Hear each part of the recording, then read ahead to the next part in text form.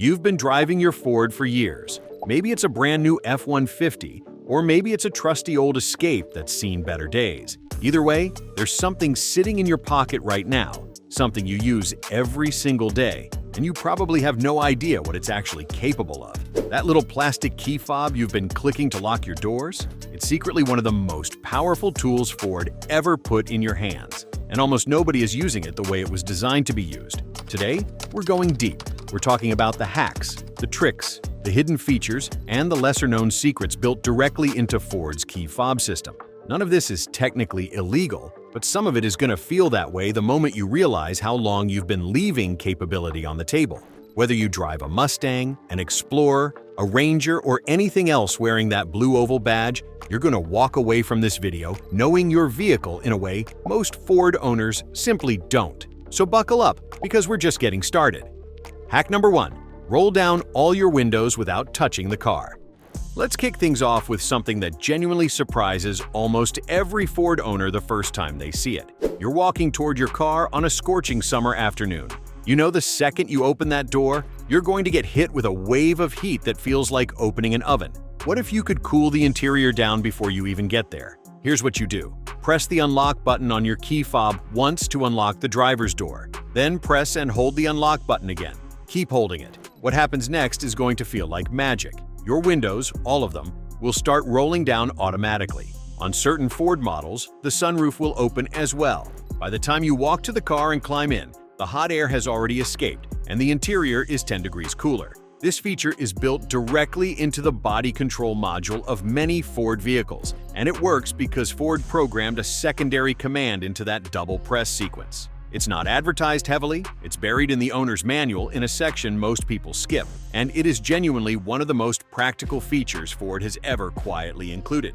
The reverse also works on some models. Double pressing the lock button will close everything up again. Check your specific model year and trim level, because this feature became more widespread around 2015 and later, but the behavior can vary. Hack number 2. The hidden emergency key inside your fob. This one isn't just a hack. This one could save you from a truly terrible situation. Inside almost every modern Ford key fob is a physical keyblade that most owners have never touched, never thought about, and would never think to use. It's hidden. You have to press a small release button on the back or side of the fob to slide it out. And when you do, you'll find a traditional metal key that can do things your fob cannot. When your car battery is dead, your fob won't work. When your fob's battery dies, the remote functions go dark. But that hidden keyblade, it can unlock your driver's door directly through the key cylinder. Once you're inside, on most Ford models, you can then hold the fob up to the start button, pressing the fob itself against the button. Because there's a passive RFID signal built into the fob that allows push-button start vehicles to recognize the key even without a functioning battery. Nobody tells you this. You find out about it at 2 in the morning in a parking garage with a dead fob and a flashlight. Don't be that person. Locate your hidden keyblade right now before you ever need it and know exactly how to use it. It's there. Ford put it there for a reason. Hack number 3. Programming a second key fob without a dealer. Losing a key fob is expensive. Going to a Ford dealer to get a replacement programmed can cost you anywhere from $150 to $300 or more when you factor in the cost of the fob itself and the labor for programming. What many Ford owners don't know is that certain model years allow you to program a new key fob yourself at home without any special equipment and without stepping foot in a dealership. The process involves a specific sequence using your existing programmed key and the vehicle's ignition system. Generally, you sit in the vehicle, use your working key to cycle the ignition on and off a set number of times in rapid succession, usually 8 cycles within 10 seconds, until the vehicle enters what's called programming mode. You'll know you're in it because the door locks will cycle on their own, signaling that the car is ready to accept a new key. At that point, you press a button on the new fob, the locks cycle again to confirm, and you're done. This works on many Ford vehicles from the early 2000s all the way through certain configurations in the 2000s. The specific steps vary by model and year, so you'll want to confirm the exact procedure for your vehicle before you buy a new fob. But here's the bottom line. A compatible fob from an aftermarket supplier can cost as little as $20 or $30 online. And if your vehicle supports self-programming, you can do the entire job yourself in about 5 minutes in your own driveway. That's a $200 saving for 5 minutes of work. Hack number 4. Using your body as a signal booster. This one sounds absurd until you understand the physics behind it, and once you do, you'll use it constantly. Have you ever been in a parking lot trying to lock your car from what feels like just a little too far away? You click the fob, nothing happens, you click it again, still nothing. Here's what you do. Hold the fob up to your chin and press the button again. Your head, specifically the fluid in your skull, acts as a conductor for the radio frequency signal your fob emits. By pressing the fob against your chin and opening your mouth slightly, you're essentially turning your body into an antenna extension. The signal can travel significantly farther, sometimes doubling the effective range, because your body is helping broadcast it in all directions rather than just the limited cone of the fob's internal antenna. This isn't a myth. It's been studied and replicated. Researchers and automotive journalists have tested it, and it genuinely works. The fob operates on a radio frequency, typically 315 MHz in North America for Ford vehicles, and the human body, with its high water and mineral content, can interact with and amplify that signal in meaningful ways. You'll get strange looks in parking lots when people see you holding a tiny remote to your face with your mouth open, but your car will lock from half a block away, and that's worth it. Hack number 5. The SecuriCode keypad and its fob connection. If your Ford has the SecuriCode keypad on the door, that grid of numbered buttons on the driver's door, then you're already ahead of the game. But most people who have it don't know about the relationship between that keypad and the key fob programming system, and there's a specific use case here that can be a lifesaver. The factory default code for your SecuriCode keypad is printed on a card that came with your vehicle, and it's also stored in your body control module. That code never changes unless you change it manually. It's not linked to the fob. It's a completely separate access method. Now here's where it gets interesting. If you've used your key fob programming to add a new key or remote to the system, the keypad continues to work independently. These systems run in parallel. More importantly, you can use the SecuriCode system to set a personalized code that's completely separate from the factory one, and then use that code to get into your vehicle if every single fob you own stops working simultaneously. It's also a way to let someone into your car without giving them a key. Valet, family member, mechanic, you give them the code, they open the door, and your fob situation stays private and secure. Combine this with the hidden keyblade from hack number 2, and you have 3 completely independent ways to access your Ford, even when modern technology fails you entirely. Hack number 6. Remote start range extension trick. If your Ford is equipped with factory remote start, you already know the basic function. Press the lock button twice, then hold the remote start button, and your engine roars to life from across the parking lot. But what you might not know is that remote start typically has a much shorter functional range than standard locking and unlocking, and there's a way to push that range farther. First, the chin trick from hack number 4 applies here too. But beyond that, the technique of pressing the fob button, pausing for a half second, and pressing again, rather than a continuous hold, can sometimes re-establish a signal connection at the edge of your range when a single long press fails. This is because the fob sends a handshake signal to the vehicle, and if the first transmission is received but the acknowledgement is lost due to interference, a second attempt sometimes completes the circuit. Additionally, the remote start on many Ford vehicles linked to the FordPass app has a dramatically longer range because it operates over the cellular network rather than a direct radio frequency. If you have FordPass set up and your vehicle is connected, you can remote start your truck from an airport, from a restaurant, from a hotel room across town. That's not a fob trick exactly, but understanding how the fob's direct RF remote start and the app-based remote start differ, and knowing when to use each one, and it means you're always getting the most out of the system.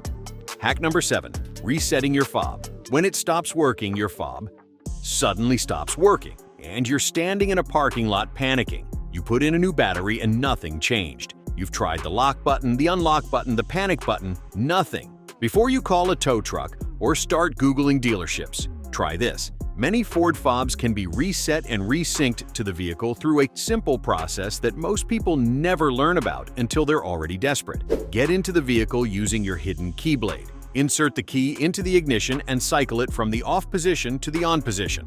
Not start, just on, 8 times within 10 seconds, ending in the on position. The door locks should cycle, indicating the vehicle has entered programming mode. At that point, press any button on the fob within 8 seconds. The locks will cycle again to confirm that the fob has been recognized and repaired with the vehicle. This process essentially tells the vehicle to re-acknowledge the fob's signal ID. Sometimes, after a battery replacement or after the fob has been exposed to interference from other electronics, the pairing degrades. This reset procedure restores it without any dealer involvement, without any special tools, and without spending a single dollar. It works on a wide range of Ford vehicles, and it has saved countless owners from an unnecessary dealer trip.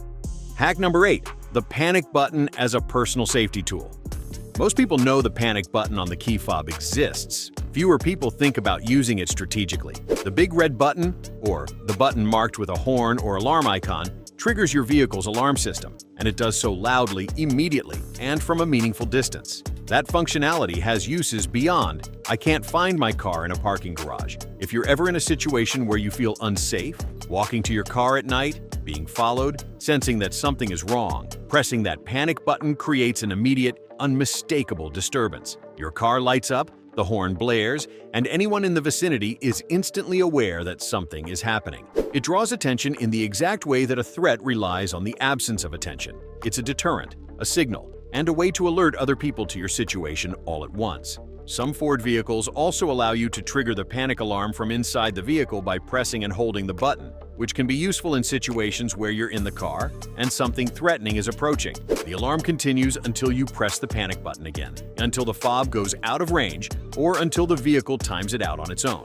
Know where that button is. Know how to hit it without looking. It's not just a feature for finding your car in a crowded mall parking lot. It's a safety tool, and thinking of it that way could matter someday.